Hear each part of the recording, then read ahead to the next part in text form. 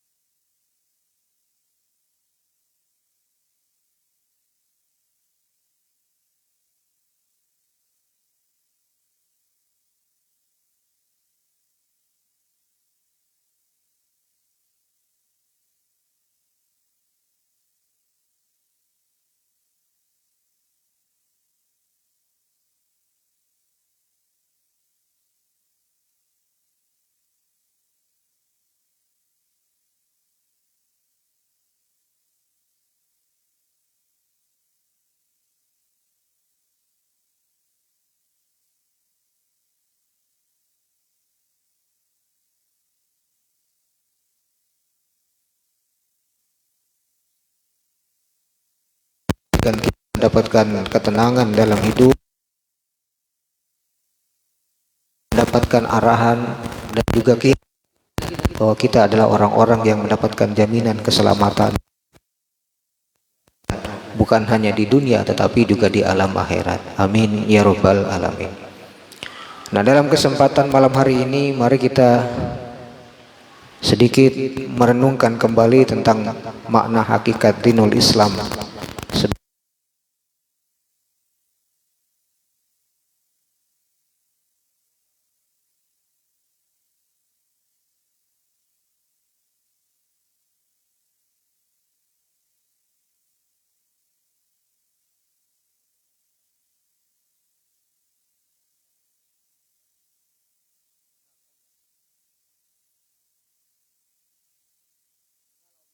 Taala ini menjadi kewajiban kita yang pertama.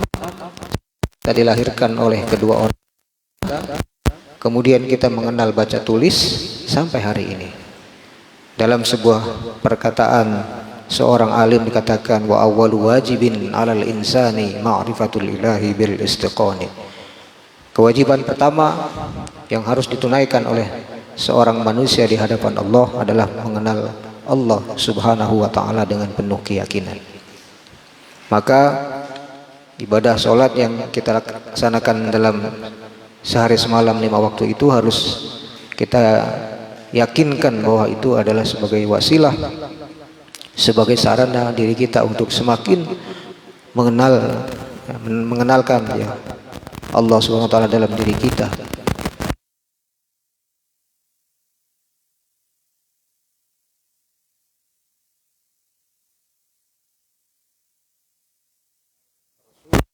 Muhammad sallallahu alaihi wasallam. Mengapa Rasulullah sallallahu alaihi wasallam ini juga harus kita kenali? Karena tanpa Rasulullah SAW tidak mungkin kita bisa menjadi seorang muslim. Tidak mungkin Islam itu sampai kepada kita.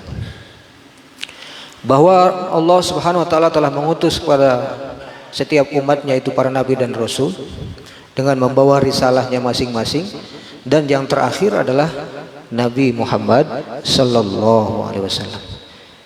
Nabi Muhammad sallallahu alaihi wasallam membawa risalah Islam sampai kepada kita. Oleh karena itu, salah satu keyakinan yang harus kita bangun, yang harus kita jaga adalah bahwa semua para nabi dan rasul itu datang ataupun menyampaikan atau menyeru risalahnya kepada para umatnya itu dengan membawa ajaran Islam. Walaupun secara nama, secara formal tidak disebut sebagai agama Islam. Adalah keliru kalau misalnya ada orang yang mengatakan bahwa Nabi Ibrahim itu beragama Yahudi, Nabi Ibrahim itu beragama Nasrani dan sebagainya. Karena Allah menyatakan dalam satu ayat Al-Quran bahwa Nabi Ibrahim itu bukan beragama Yahudi, bukan beragama Nasrani, tetapi beragama Islam. Maka Ibrahimu Yahudiyan wala Nasraniyan walakin kana hanifan musliman. Ya. Begitu pula juga dengan nabi-nabi yang lain. Nabi Musa beragama Islam, Nabi Isa juga beragama Islam. Begitu pula tentunya Nabi Muhammad sallallahu alaihi wasallam datang diutus oleh Allah ke atas muka bumi ini dengan membawa risalah Islam yang sampai kepada kita hari ini. Oleh karenanya tidak boleh kita berhenti untuk terus-menerus belajar mempelajari Rasulullah Muhammad sallallahu alaihi wasallam dalam seluruh aspek kehidupannya, dan kita belajar untuk mengamalkannya dalam kehidupan kita sehari-hari. Kemudian yang ketiga, ma'rifatuddin, mengenal agama. Nah, ini yang mungkin akan menjadi sedikit pembahasan kita pada waktu yang singkat ini, yang mana mengenali agama Islam ini membutuhkan waktu, membutuhkan kesempatan yang tidak sedikit. Di dalam salah satu kitab disebutkan ma'rifatuddinil Islam bil adillah wa huwa al-istislamu lillahi bitauhid wal inqiyad lahu bitta'ah wal bara'ah minasyirki wa ahlihi. Yang dimaksud dengan mengenali agama Islam di sini adalah mengenal agama Islam bil adillah, dengan semua dalil-dalil yang sampai kepada kita. Artinya menjadi seorang muslim itu tidak cukup ya dengan bermodalkan keturunan. Jadi tidak cukup kita menjadi muslim itu hanya dengan mengandalkan Islam keturunan. Al-Islamu maulidan au al-Islamu nasaban, atau Islam karena keturunan, atau Islam karena kelahiran, au al-Islamu firqatan, atau karena golongannya ataupun kelompoknya saja. Dalam artian kita seakan-akan ketika telah dilahirkan oleh kedua orang tua kita, kemudian berhenti pada titik di mana kita merasa sudah sebagai seorang muslim, tidak mau lagi belajar tentang apa itu Islam dengan dalil-dalil yang sampai kepada kita. Nah, oleh karenanya semua praktek keislaman dalam keseharian kita, baik itu dalam urusan akidah, begitu pula juga dalam urusan ibadah, begitu pula juga dalam urusan muamalah, harus kita pastikan dan kita yakinkan bahwa ada dalil yang mendasari dari semua praktek yang kita jalankan dalam menjalankan ajaran agama Islam. Nah, inilah yang dimaksud dengan ma'rifatul dinil Islam bil adillah. Maka sudah seyogyanya kita keluar dari zona nyaman istilahnya, dalam artian menjalankan agama Islam secara rutinitas semata, ya, tanpa ada dasar-dasar pengetahuan, dasar-dasar ilmu yang menopang dari setiap amal-amal ibadah kita yang kita laksanakan sehari-hari. Nah, oleh karena itu dalam penjelasan kitab ini dilanjutkan dengan mengatakan, beliau mengatakan wa huwa al-islamu lillahi bitauhid, yaitu yang dimaksud dengan menjalankan agama Islam dengan dalil-dalil di sini adalah berserah diri kepada Allah dengan mengesahkan Allah Subhanahu wa taala bit tauhid. Nah, nanti kita lihat penjelasan secara rincinya dari matan dari kitab ini. Wal inqiyadi lahu bit ta'ah, dan juga memasrahkan sepenuhnya kepada Allah Subhanahu wa taala bit ta'ah, dengan melaksanakan ketaatan. Wal bara'ah minasyirki wa ahlihi, dan juga memastikan bahwa kita terlepas dari segala macam perbuatan mempersekutukan Allah Subhanahu wa taala dengan segala macam dan bentuknya. Inilah yang dimaksud dengan ma'rifatu dinil Islam. Jadi menjalankan ajaran agama, baik itu dalam urusan akidah, urusan ibadah, urusan muamalah, itu harus ditopang dengan adanya dalil-dalil yang mendasari pelaksanaan ataupun ketaatan tersebut gitu ya dalam kehidupan kita sehari-hari.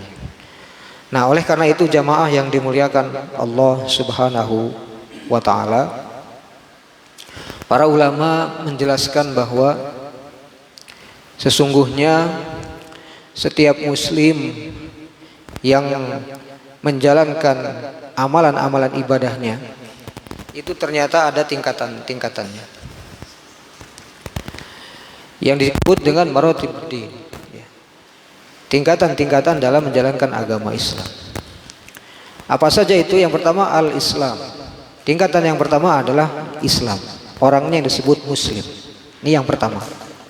Wal iman, tingkatan yang kedua adalah iman, orangnya disebut dengan mukmin.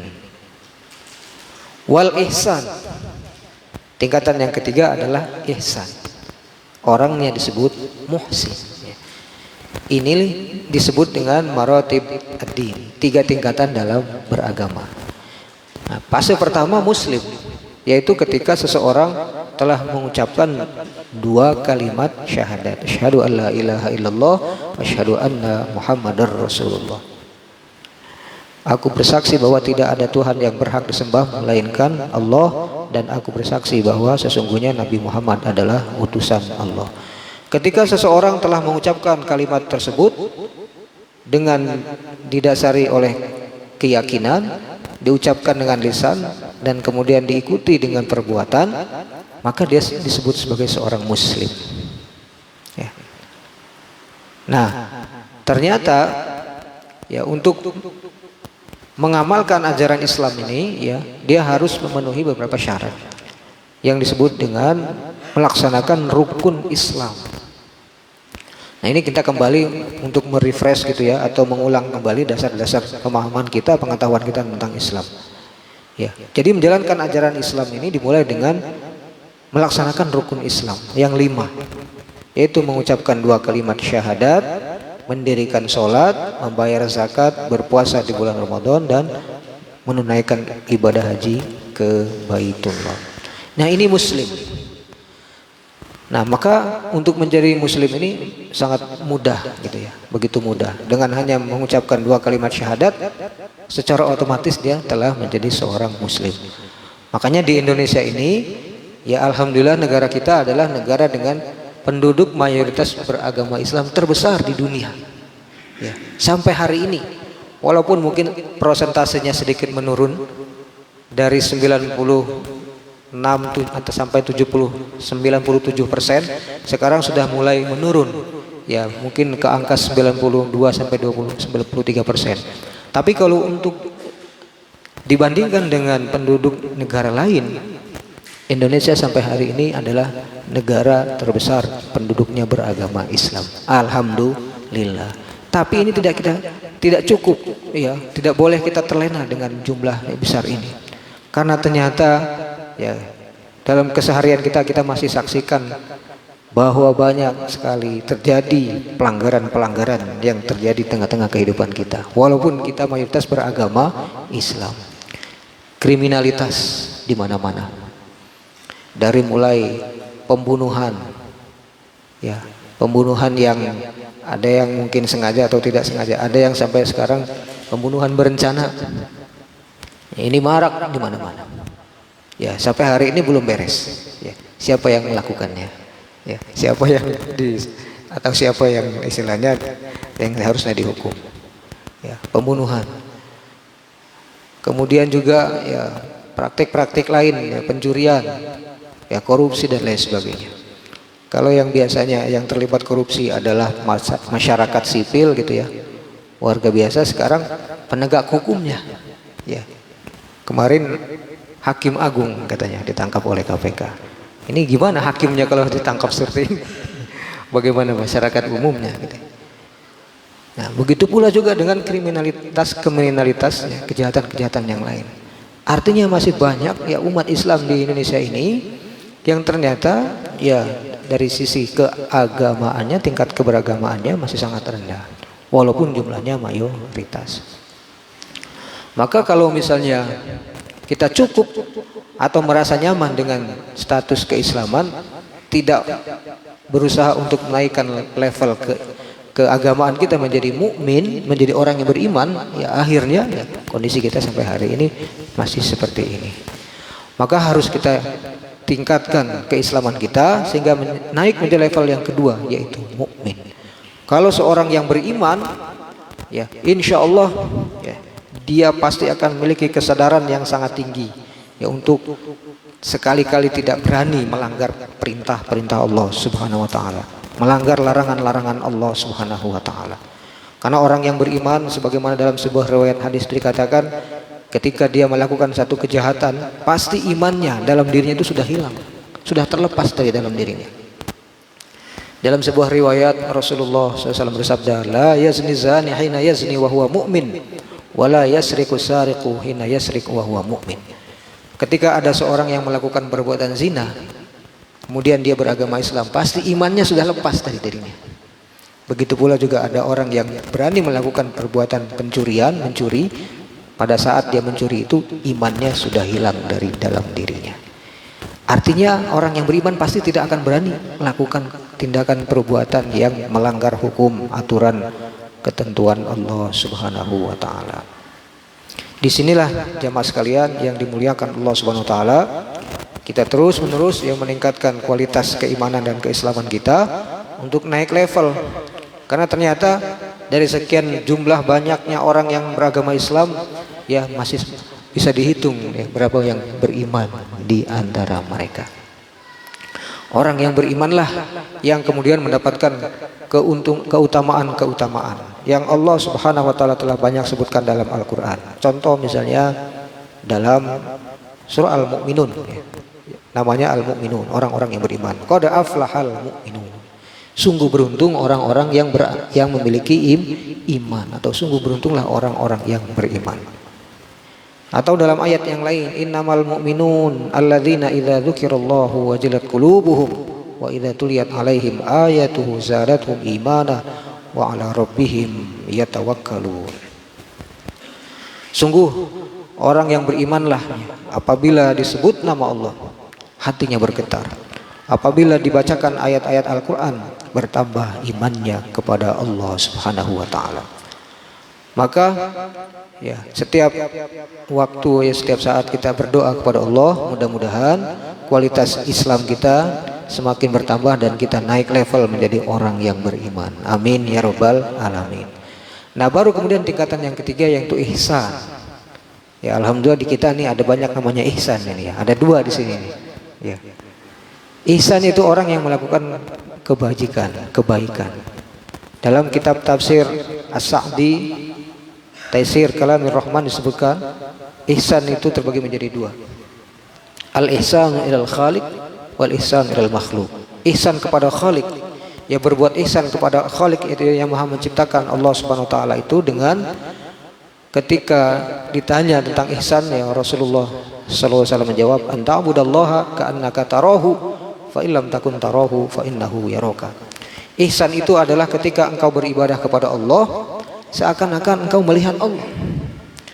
Jadi sudah selesai urusan dasar-dasar agamanya itu. Ya, ketika dia menjadi seorang muhsin dalam hal ibadah sholat, seakan-akan ketika dia sholat itu melihat Allah. Ya, maka seorang muhsin pasti sholatnya khusyuk, sholatnya benar-benar sungguh-sungguh di hadapan Allah Subhanahu Wa Taala. Karena gambarannya adalah ketika dia sholat seakan-akan dia melihat Allah Subhanahu Wa Taala. Fa illam takun tarahu fa innahu yaraka. Ketika engkau belum bisa merasakan kehadiran Allah dalam artian melihat Allah dalam arti yang maknawi, ya, fa innahu yaraka, maka sesungguhnya ketahuilah, sadarilah bahwa Allah Subhanahu wa taala itu sedang melihatmu. Ini level ihsan yang digambarkan oleh Rasulullah SAW dalam hal perbuatan atau amalan ibadah sholat. Jadi orang yang berbuat ihsan ini ya tidak lagi pasti berpikir kemaksiatan, dosa. Ya, sholatnya saja dia sudah merasa benar-benar diperhatikan, dilihat dan diawasi oleh Allah Subhanahu wa taala. Nah, yang menjadi persoalannya sekarang kita adalah dalam hal pelaksanaan sholat saja kita masih sangat berat, sulit untuk khusyuk. Ya, kita yakini, kita akui bahwa kadang-kadang ketika kita di masjid ya sholat kita masih ada sedikit ngedumel-dumelnya karena mungkin lagi sholat lagi ada yang bercanda di belakang. Ya. Nah, ini contoh gitu ya. Masih ada mungkin kurang sereknya, bisa jadi mungkin bacaan imamnya kurang fasih gitu ya. Kadang-kadang suka ada perasaan seperti itu. Nah, ini faktanya memang seperti itu. Maka disinilah tantangan kita untuk menunjukkan bagaimana sikap ihsan kita di hadapan Allah Subhanahu wa taala. Nah, ihsan yang kedua, al-ihsanul makhluk, yaitu berbuat kebajikan ya, berbuat ihsan kepada makhluk itu seminimal-minimalnya, sekurang-kurangnya katanya dalam kitab tafsir tersebut dikatakan kalau kita belum bisa memberikan manfaat kebaikan untuk saudara kita, sekurang-kurangnya jangan membuat dia susah, jangan mendatangkan keburukan, jangan mendatangkan kesulitan untuk saudara kita. Itu sikap ihsan yang paling dasar. Idza lam tanfa'hu fala tudurruhu. Kalau engkau belum bisa memberikan manfaat untuk saudaramu, maka janganlah kemudian mendatangkan mudarat untuk dirinya. Nah, jamaah sekalian yang dimuliakan Allah Subhanahu wa taala, jadi mengamalkan Islam,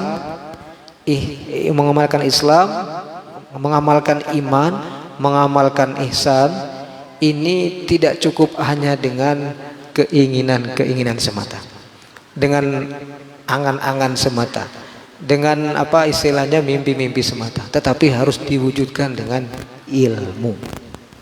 Makanya terminologi dinul Islam tadi atau ma'rifatul dinil Islam tadi diawali dengan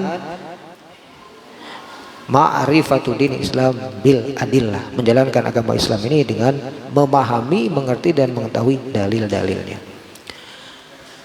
Nah, bagaimana cara kita untuk bisa sampai kepada level yang tertinggi dalam menjalankan agama Islam ini tadi? Selain kita berdoa, memohon, meminta kepada Allah agar senantiasa Allah memberikan hidayahnya kepada kita, petunjuknya kepada kita, kita harus terus belajar. Karena tidak cukup kita hanya mengandalkan keyakinan tadi, dalam artian keyakinan bahwa kita terlahir sebagai seorang muslim ya, tanpa diiringi dengan semangat untuk terus belajar. Nah, sekarang ini tidak ada alasan kita untuk tidak bisa belajar. tidak bisa datang ke majelis taklim, tidak bisa datang ke majelis ilmu di malam Senin, sudah disiapkan teh manis, teh hangat, kopi hangat, tetap aja nggak mau. Sekarang sudah istilahnya sudah sarana, wasilah ataupun media untuk belajar itu tidak ada batasnya, tanpa batas. Buka handphone, ya, ada aplikasi YouTube, klik, tinggal kajian apa yang mau kita dengarkan, yang mau kita simak, semuanya ada. Yang penting ada kuotanya. Ya. Yang sini nggak nyampe, nggak nyambung, ya kuotanya habis, gimana mau nyampe? Ya, ke Darussalam ya gratis, ininya ada wifi-nya. Nah, agama yang sekarang ada di kita, di masyarakat umat Islam di Indonesia ini, ternyata kita akui memang mengalami kemerosotan. Bahkan mohon maaf, ya ada upaya yang merusak dari dalam maupun dari luar. Kerusakan agama ini sudah sangat masif di mana-mana. Nah, makanya Allah menjamin, ya, bahwa agama Islam ini akan senantiasa tegak dalam kehidupan umat manusia. Tetapi tidak ada satupun yang menjamin bahwa Islam itu masih ada dalam diri kita dan bisa kita amalkan dalam kehidupan. Makanya Allah selalu mengulang-ulang dalam ayat Al-Quran. Seperti misalnya dalam Quran surat Al-Imran ayat 102. Ya ayyuhalladzina amanu ittaqullah. Wahai orang-orang yang beriman, bertakwalah kamu kepada Allah. Haqqa tuqatihi. Ya, ini level yang tertinggi. Ideal. Sebenar-benar takwa. Jadi nggak bisa main-main. Haqqa tuqatihi. Artinya level keimanan dan ketakwaan kita itu harus dibuat setinggi mungkin, seideal mungkin. Walaupun dalam pelaksanaannya mungkin kita masih baru bisa di bawahnya, tapi niatnya sudah tinggi gitu. Makanya untuk mengikuti, meniru, mencontoh ibadah Rasulullah Sallallahu Alaihi Wasallam itu harus ada masuk dalam niat kita, dalam diri kita. Bagaimana caranya? Walaupun mungkin kita hanya bisa mengikutinya secara atau hanya sekian persennya saja. Seperti yang pernah dicontohkan oleh 3 orang sahabat Rasulullah Sallallahu Alaihi Wasallam. Ya, ketika mereka penasaran untuk bertanya tentang bagaimana ibadahnya Rasulullah Sallallahu Alaihi Wasallam. Kemudian Aisyah radhiyallahu anha mengatakan, walaupun aku ceritakan, katanya, niscaya kalian tidak akan bisa mengikutinya. Katanya. Ini ada dalam kitab hadis Sholihin. Ya, tetapi kata Rasulullah SAW, ya, ketika para sahabat ini mengetahui tentang bagaimana tingginya level ibadah Rasulullah Sallallahu Alaihi Wasallam, nah dari mereka yang 3 ini mengatakan, katanya, dalam hal sholat, kalau begitu saya akan sholat malam terus, ya, tidak akan pernah tidur, katanya, dalam semalam, ya. Kemudian yang lain mengatakan wa ana asum, ya, wala uftir, saya juga akan puasa terus, ya, tidak akan pernah berbuka, katanya. Yang satu lagi mengatakan wa ana akan wa ana usolli wala anam, katanya, wa ana asum wala uftir. Yang satunya lagi wala atazawwajun nisa, ya, saya juga akan hidup memujang terus, tidak akan menikah, karena dengan menikah katanya akan mengurangi kesempatan untuk ibadah di hadapan Allah Subhanahu wa taala.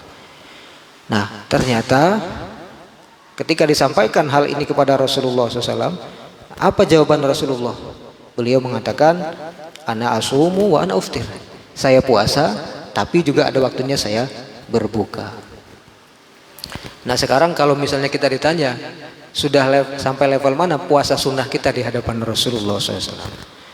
Kalau misalnya alhamdulillah sudah puasa Senin Kamis gitu ya, alhamdulillah naik levelnya menjadi puasa Daud, ya.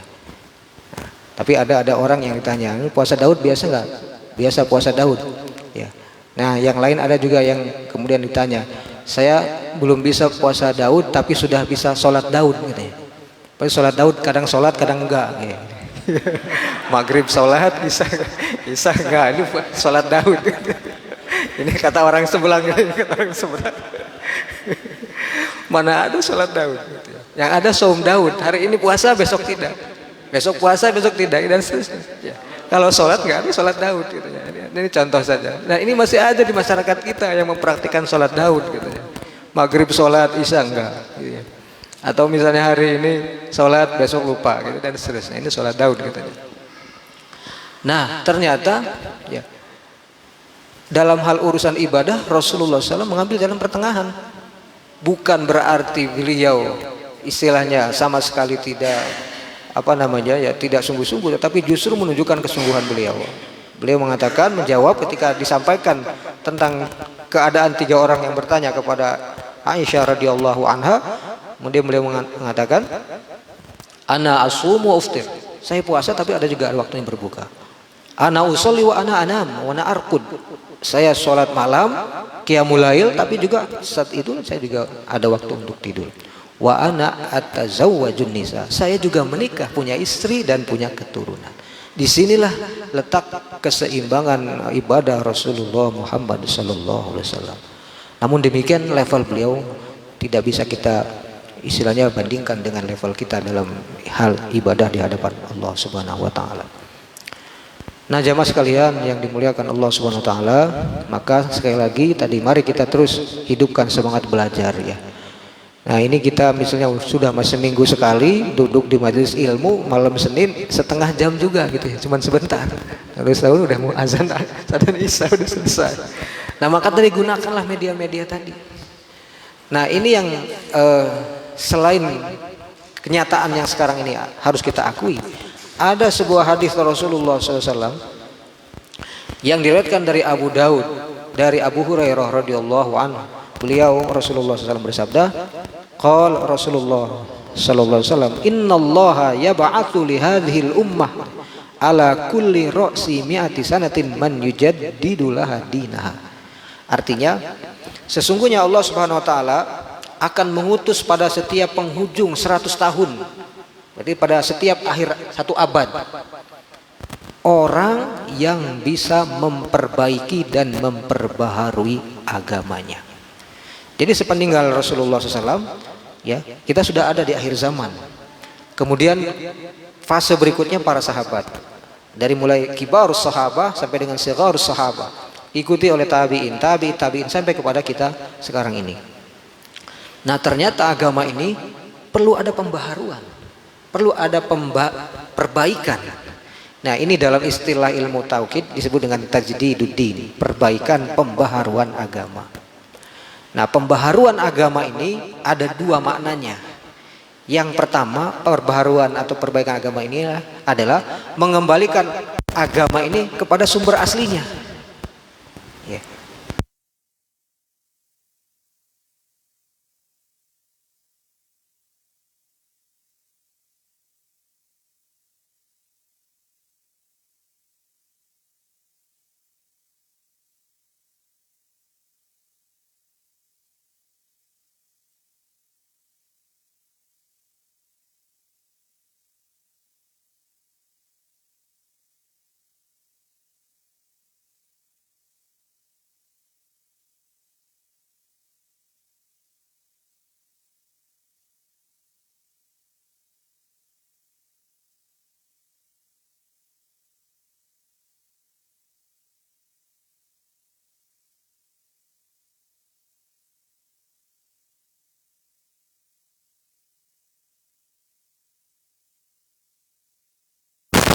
Para pembaharu yang lain.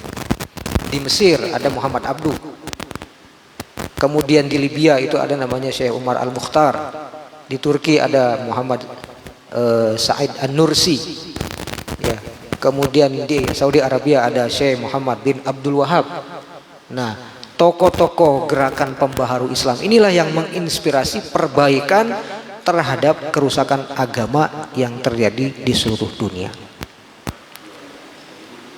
Ya. Nah, abad 20 ya. Nah, kembali kepada tadi pemurnian akidah, ini yang menjadi PR kita sampai hari ini yang belum selesai. Belum selesai. Jangan kemudian kita mengira bahwa kita sekarang sudah hidup di abad katanya 4.0 gitu ya. 4.0 itu seakan-akan akidah kita ini sudah bagus semua. Belum tentu. Ya, ternyata masih banyak orang yang memiliki keyakinan-keyakinan yang menyimpang dan merusak dalam hal akidahnya. Contoh misalnya beberapa waktu yang lalu ini ternyata ya gelar akademik yang berderet pun tidak cukup. Ya, di depan ada profesor, ada doktor, di belakangnya ada macam-macam panjang berderet. Tapi kalah oleh seorang kanjeng ya. Apa sih? Pernah ngedengar Pak ya? Kanjeng itu siapa? Kanjeng Dimas atau apa gitu? Kalah. Jadi ilmunya hilang. Ya, dengan ramalan-ramalan yang merusak akidah yang dimiliki oleh Kiai Kanjeng itu. Nah, belum lama ini juga ramai ada seorang yang berani gitu ya, pesulap merah ya, melawan Gus apa itu. Ya, gitu. Ini dalam hal akidah ini ya. Ternyata katanya itu adalah trik-trik tipuan sulap gitu, tapi kemudian dipakai dalam atas nama agama gitu ya, untuk mengelabui orang agar percaya terhadap ramalan-ramalannya. Ya, ini masih ada di Indonesia, masih terjadi. Jadi ternyata betul urusan pemurnian akidah ini belum selesai.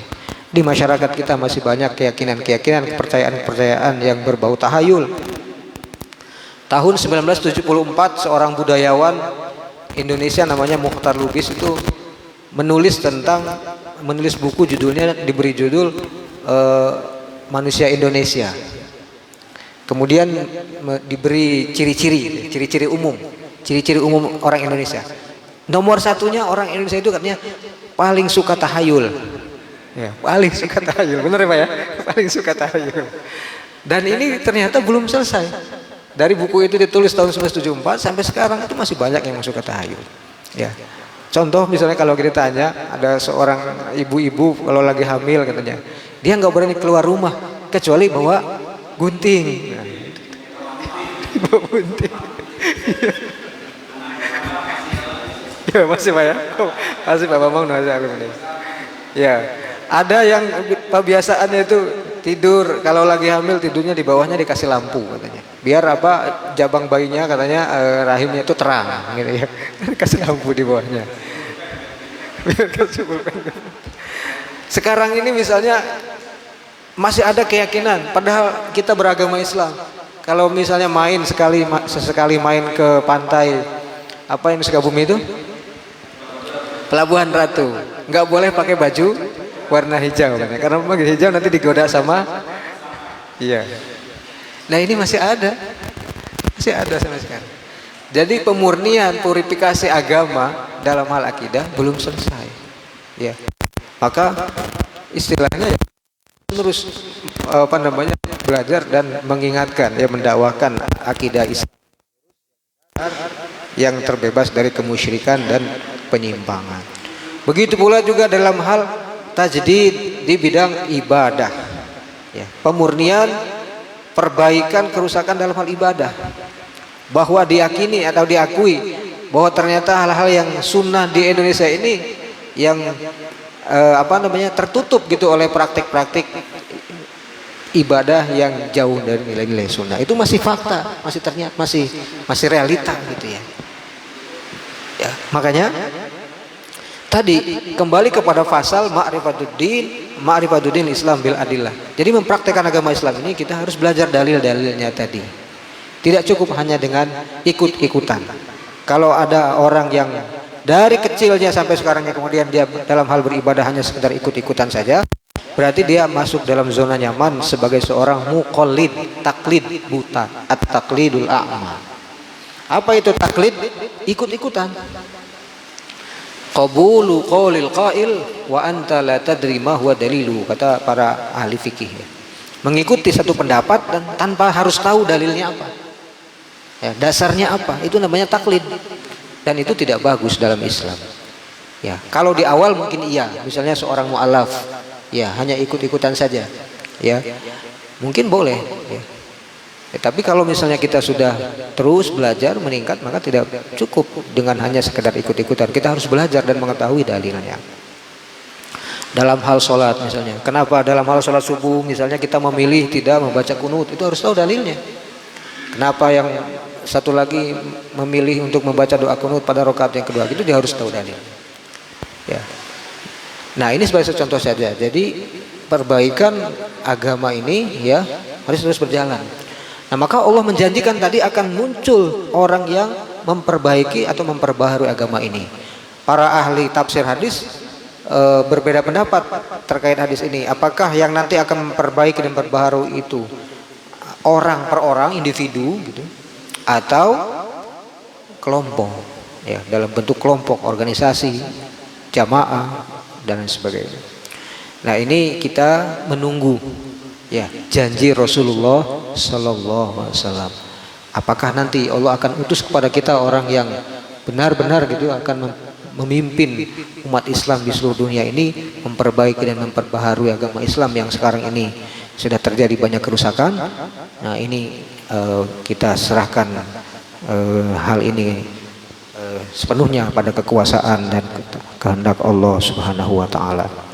Tapi kita tetap terus belajar gitu ya untuk tadi menerapkan Islam, menjalankan Islam dalam hal akidah, ibadah itu dengan dalil-dalil yang ada yang sampai kepada kita dari Allah dalam Al-Quran maupun Rasulullah SAW di dalam hadisnya ataupun sunnah-sunnahnya.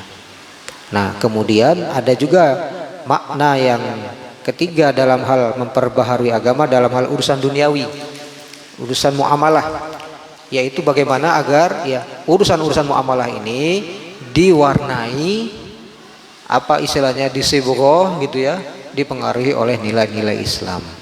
Alhamdulillah, misal dalam urusan ekonomi, dulu kita belum mengenal ada istilah perbankan Islam, ekonomi Islam, perbankan syariah. Alhamdulillah sekarang ada bank syariah.